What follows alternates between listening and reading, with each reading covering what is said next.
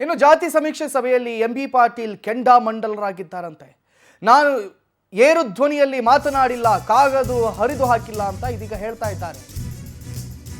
ಈ ವಿಚಾರಕ್ಕೆ ಸಂಬಂಧಪಟ್ಟಂತೆ ಏನು ನಾನು ಏರು ಧ್ವನಿಯಲ್ಲಿ ಮಾತಾಡಿಲ್ಲ, ಕಾಗದ ಕೂಡ ಹರಿದು ಹಾಕಲಿಲ್ಲ ಅಂತ ಎಂಬಿ ಪಾಟೀಲ್ ಹೇಳ್ತಾ ಇದ್ದಾರೆ. ಟೇಬಲ್ ಗುದ್ದಿಲ್ಲ ಎಂದು ಸಚಿವ ಎಂಬಿ ಪಾಟೀಲ್ ಸ್ಪಷ್ಟನೆ ನೀಡಿದ್ದಾರೆ. ಸರ್ಕಾರ ನಡೆಸ್ತಿರೋದು ಸಾಮಾಜಿಕ, ಶೈಕ್ಷಣಿಕ, ಭಾಗಶಃ ಆರ್ಥಿಕ ಸರ್ವೆ.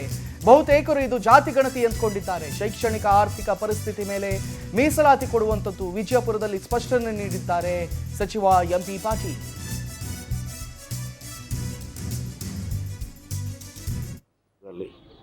ಇವತ್ತು ಎಂಬಿ ಪಾಟೀಲ್ರ ರೋಷ ಗುದ್ದಿದ್ರು, ಹಾಳೆಯನ್ನು ಟೇಬಲ್ ಗುದ್ದಿದ್ರು, ಹಾಳೆಯನ್ನು ಕಿತ್ತಿದ್ರು, ಇದು ಮಾಡಿದ್ರು. ಹಾಗೆ ಮುಖ್ಯಮಂತ್ರಿಗಳೇ ಇದು ಮಾಡಿದ್ರು ಅಂತ ಗಾಬರಿ ಆದರು. ಹಾಗೆ ಹೀಗೆ ಇದೆಲ್ಲವೂ ಕೂಡ ಸತ್ಯಕ್ಕೆ ದೂರವಾದಂಥದ್ದು.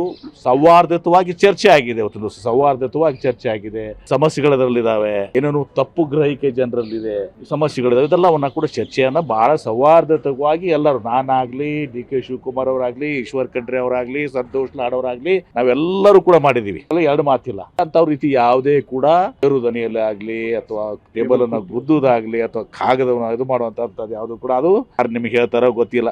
ಅವ್ರಿಗೆ ಹೇಳಿದ್ದೀವಿ, ಕೆಲವೊಂದು ಗೊಂದಲಗಳಿದಾವೆ, ಕೆಲವೊಂದು ತಪ್ಪುಗ್ರಹಿಗಳಿವೆ, ಎಲ್ಲನೂ ಕೂಡ ಇದು ಆಗಬೇಕು, ಅನವಶ್ಯಕವಾಗಿದ್ದು ಎಲ್ಲವನ್ನೂ ನಾವು ಹೇಳಿದ್ದೀವಿ. ಮುಖ್ಯಮಂತ್ರಿಗಳು ಮತ್ತೆ ಎಲ್ಲ ಒಂದು 6 ಸಚಿವರು ಕೂಡ ಶಿಶಿ ಒಂದು ಸಭೆಯನ್ನು ಕೂಡ ಮಾಡಲಿಕ್ಕೆ ಹೇಳಿ ಈ ಗೊಂದಲವನ್ನು